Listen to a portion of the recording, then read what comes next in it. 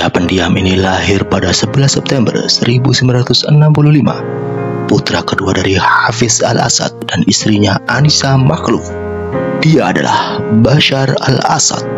Ayah Bashar merupakan diktator Suriah yang telah berkuasa sejak 1971.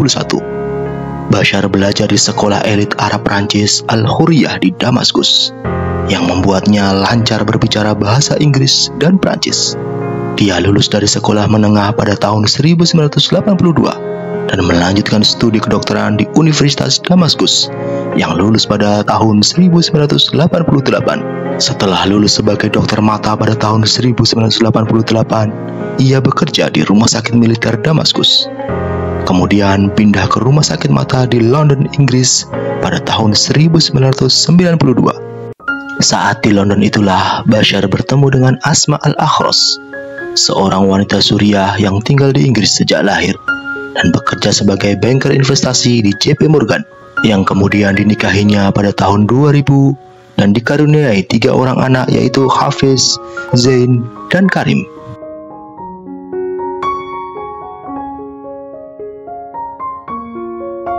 Meskipun anak dari diktator yang telah memimpin Suriah sejak 70-an, Bashar tidak tertarik dengan politik. Bashar lebih tertarik untuk menjadi seorang dokter spesialis mata dan sangat menikmati karirnya di kota London yang sangat gemerlap. Bashar juga menyadari posisinya sebagai anak kedua, yang membuat minatnya terhadap politik menurun, karena ayah Bashar telah menyiapkan Basil al-Assad, anak tertuanya, sebagai calon penerusnya. Namun, takdir memiliki rencana lain. Kematian tragis kakaknya Basil dalam kecelakaan mobil pada tahun 1994 mengubah seluruh arah hidup Bashar. Sebagai anak tertua yang tersisa, ia dipanggil pulang ke Suriah untuk dipersiapkan sebagai penerus kekuasaan. Program spesialisnya di London harus ditinggalkan, dan ia mulai menjalani pelatihan militer intensif di Akademi Militer Suriah. Dalam kurun waktu 5 tahun, Bashar sudah menjadi seorang kolonel. Cepat sekali karirnya menanjak, begini kalau orang dalamnya level S. Selama menjabat sebagai penasihat ayahnya, ia mendengarkan keluhan dan permohonan dari warga dan mampu memimpin kampanye melawan korupsi. Hasilnya, ia mampu menyingkirkan banyak pesaing potensial. Ini sih bukan perang melawan korupsi, tapi pembersihan kompetitor, atau kata orang Indonesia disebut kriminalisasi.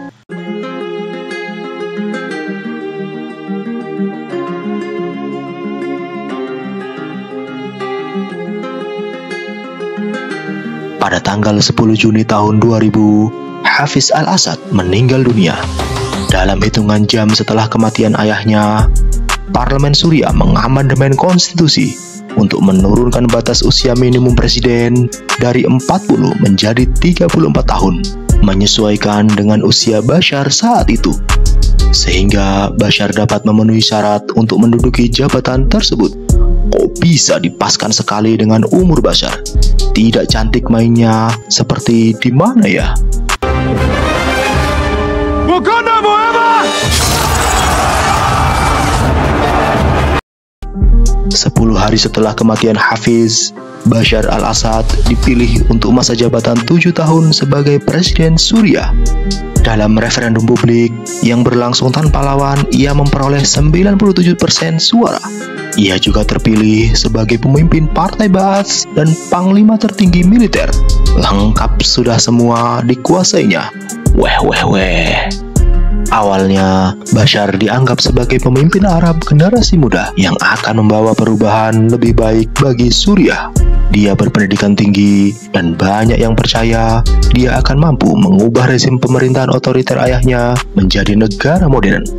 Sejak awal, dia menyatakan bahwa demokrasi adalah alat untuk kehidupan yang lebih baik, meskipun dia menambahkan bahwa demokrasi tidak dapat diburu-buru di Suriah.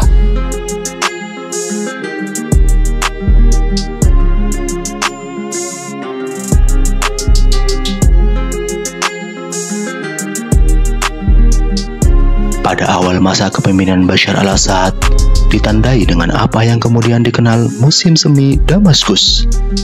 Ia melonggarkan beberapa pembatasan seperti kebebasan berekspresi dan pers, serta membebaskan sejumlah tahanan politik.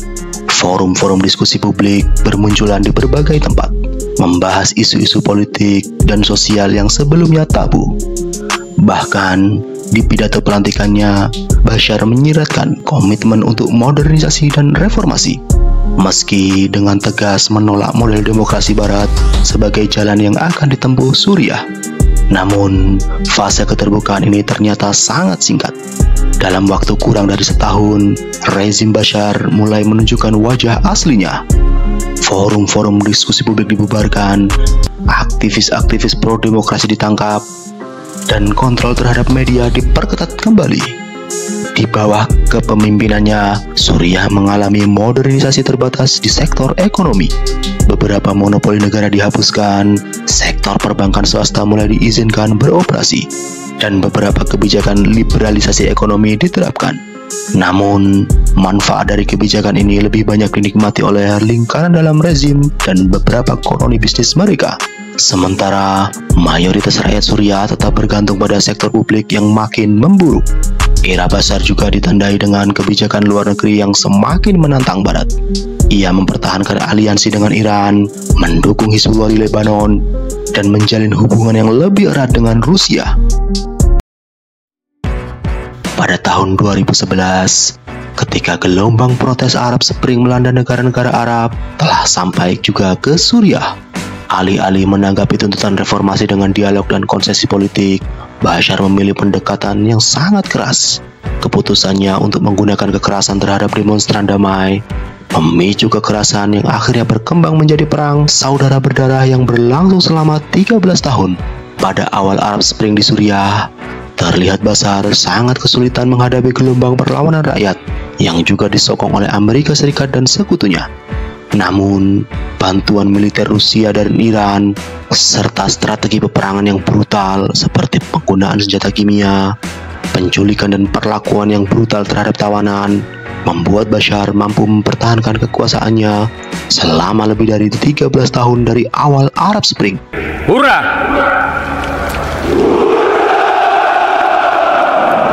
Namun, pada saat Rusia sedang giat berperang dengan Ukraina, dan Hizbullah disibukkan dengan pertempuran dengan Israel yang merenggut nyawa pemimpin tertinggi mereka, yaitu Hasan Nasrullah, serta Iran yang juga terus melakukan perlawanan terhadap serangan Israel. Saat itulah menjadi titik balik kekalahan Bashar al-Assad. Memanfaatkan Hizbullah yang terpaksa menarik pejuangnya dari Suriah saat mempertahankan garis depannya terhadap invasi darat Israel di Lebanon. Kemudian, setelah Hizbullah menyetujui gencatan senjata dengan Israel pada tanggal 26 November, namun terlalu lemah untuk melanjutkan pertempuran di luar Lebanon. Keesokan harinya, pasukan oposisi yang tergabung dalam Hayat Tahrir Asyam yang dipimpin oleh Abu Muhammad al-Julani melancarkan serangan yang dengan cepat maju ke timur dan selatan dari Idlib. Dalam beberapa hari, kelompok pemberontak telah menguasai Aleppo. Hanya dalam waktu 10 hari, Hayat Tahrir Asyam dan pemberontak lainnya telah memasuki Damaskus. Pada tanggal 8 Desember 2024, Damaskus dinyatakan dibebaskan oleh pasukan oposisi. Sementara Bashar al-Assad dilaporkan telah melarikan diri ke Rusia. Dengan kaburnya Bashar, maka berakhirlah kekuasaan dinasti Assad yang dimulai dari ayahnya dan berakhir dengan kaburnya Bashar ke Rusia. Demikianlah kisah sang diktator yang pada awal berkuasanya dianggap harapan baru bagi rakyat Suriah, yang dikenal dengan musim semi Damaskus, dan berakhir tragis dengan musim semi Arab atau Arab Spring. Meskipun melalui penantian panjang dan melelahkan bagi rakyat Suriah, maka dengan tegas admin memberi gelar vilain bagi Bashar al-Assad atas kekejamannya terhadap rakyat Suriah. Terima kasih dan hasta la vista, baby.